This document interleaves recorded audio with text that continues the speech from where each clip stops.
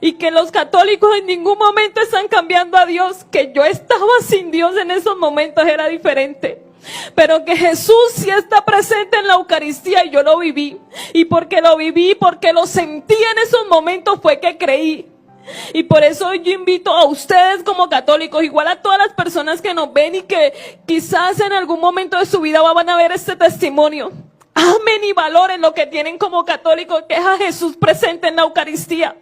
Porque Él realmente está ahí. Él sabía cómo tenía que obrar conmigo y lo hizo. Cuando yo salí de ahí, salí convencida de que la presencia de Dios estaba ahí. Y venía el retiro Juan 23, incluso yo seguía poniéndole peros al obrar que Dios quería en mi corazón. Yo le puse una condición a Milena y le dije: Milena, si usted no está conmigo en el retiro, yo no voy. Usted tiene que estar ahí al lado mío porque a mí no me gusta estar con gente extraña. Y llegó el momento de vivir el retiro de Juan 23. Y por muchas dinámicas del retiro, pues no se los puedo contar porque para saber que es un retiro Juan 23 hay que vivirlo. Pero en un suceso allá adentro, Siga esta cuenta para más. mi pero era que no conocía católicos con testimonio. Y en un suceso que se da en el retiro, miré muchos, pero muchos en ese momento, católicos que yo miraba y que querían agradar a Dios, que querían tener una vida llena de santidad, gente con amor. Y yo en esos momentos decía, bueno, o yo estaba escondida o esa gente dónde estaba metida. Pero yo no había visto tanto católico, ¿dónde estaban? ¿Por qué yo no los había visto? ¿Por qué no daban un grito de batalla, un grito de victoria? ¿Por qué están escondidos? Y en ese momento eso golpeaba mi vida tremendamente. Cuando yo llegué ahí ya iba con un proceso. Incluso en ese retiro sentí la presencia de la Santísima Virgen María. Después con el tiempo me enteré que en la preparación de ese retiro se invocó mucho la presencia de la Santísima Virgen María. Dios todo lo tenía previsto para mí. Hoy me acompañan muchos hermanos de Juan 23, incluso personas que me acompañaron en ese retiro, en ese proceso, que sé que oraron por mí muchísimo. Y después de que salí de ese retiro le dije a Milena, listo. Creo que al Padre también me acerqué y le dije, listo. Yo acepto vivir este proceso de conversión. Quiero hacerlo. Dentro de mí sabía que no iba a ser fácil. ¿Por qué? Porque quizás yo había decidido hacer una vida diferente, una vida lejos de Dios y lejos de la iglesia, pero de pronto en el fondo yo sabía que el día que llegara la escasez, quizás hablando económicamente, yo tenía la posibilidad de regresar allá y tener quizás ese sustento que tenía antes. Cuando yo digo sí a empezar este proceso, no fue fácil. Me empiezan a preparar para tener una buena confesión. Milena tuvo la oportunidad de prepararme y ella en ese proceso me decía cosas así bonitas como las que me decía antes. Vea, cuando uno se confiesa, uno queda como una plumita, uno queda así libre. Y yo decía, sí. Yo decía, esa muchacha siempre con sus cosas, ¿no? Ella me preparó. Llegó ese gran momento en que hoy le digo, pobre padre Julio César, que tuvo que confesarme, pero tenía que confesar casi 23 años de mi vida. Hace 3 años que viví la conversión, casi 23 años de mi vida confesarlo, no eran fácil. Yo creo, padre, me corría que nos demoramos como 2 horitas más o menos en esa confesión. Y pues cuando yo estaba ahí yo no sentía nada, normal.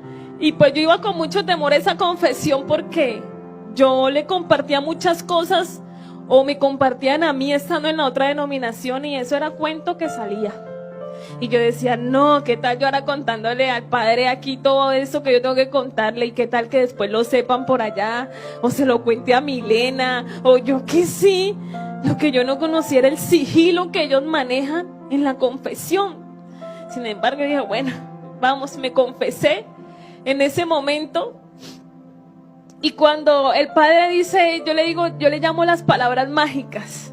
Para mí fueron unas palabras mágicas en ese momento.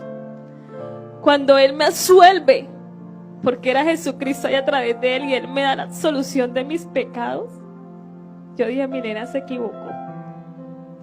Uno aquí no se va como una plumita, uno se va como levitando. Yo me fui tan tranquila para mi casa. Y por primera vez me sentí perdonada, me sentí descargada, me sentí feliz, porque hay algo que yo vivía con una zozobra todo el tiempo y yo decía todas las noches, mi oración era diciendo, Señor, perdóname, perdóname, perdóname. Pero esa noche, por primera vez le dije, Señor, gracias, gracias por haberme perdonado, porque realmente me sentí llena de ese perdón y de ese amor de Dios. Me preparo para la primera comunión. Ese momento fue muy especial. Yo no sé, yo siempre le pregunto a ustedes, hermanos católicos, ¿qué sienten cuando ustedes comulgan? No sé qué sienten, pero lo que yo siento y sentí en esos momentos es lo más grande, es lo más poderoso, es lo que en este testimonio no he encontrado unas palabras textuales para yo compartirles.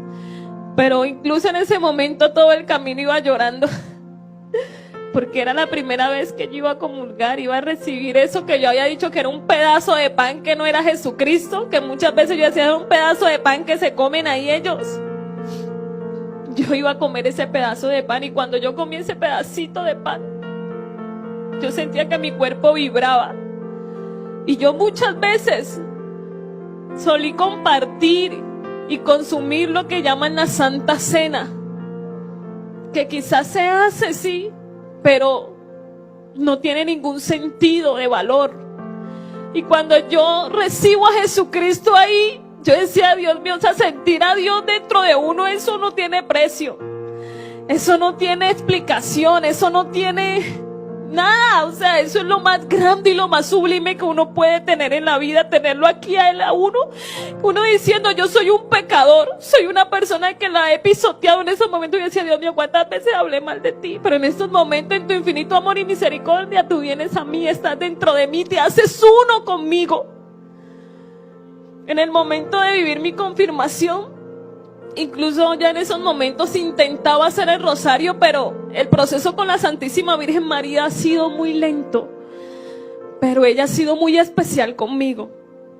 Incluso una persona, ya estando en ese caminar, me invitó a su casa, tiene una imagen muy bonita de la Virgen, y ella me dice esas palabras, me dice, Tatiana, yo siento que la Virgen María siempre te ha cuidado, siempre ha estado contigo, aunque tú no la conocías, ella siempre iba contigo, y eso es algo que me ha hecho enamorar de ella.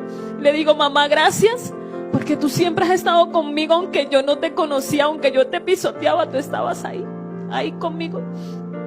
En el momento de confirmarme, eso fue un alto en el camino, donde yo dije, bueno, aquí se complicó la cosa. Incluso en el segundo retiro de confirmación, el padre me llevó casi a rastas, porque yo me estaba escondiendo, colocando de peros una actividad, creo que algo que íbamos a hacer con Milena, y él me dijo, no, yo necesito que usted vaya y haga el retiro, después decide si se confirma o no se confirma. Y yo, ay, bueno, padre, me voy con el padre para el retiro. Pero yo pensaba muchísimo y yo decía, porque aquí se acabó todo. Una vez que ponga la mano en el arado, no puedo mirar atrás. Y yo decía, Señor, si todos los católicos pasan por este proceso de la confirmación, yo me sentía tan comprometida para vivir la confirmación, porque yo decía, yo aquí doy mi sí, no hay vuelta atrás, voy a ser católica hasta que me muera. Y yo decía, Señor, si todos los católicos pasan por este proceso de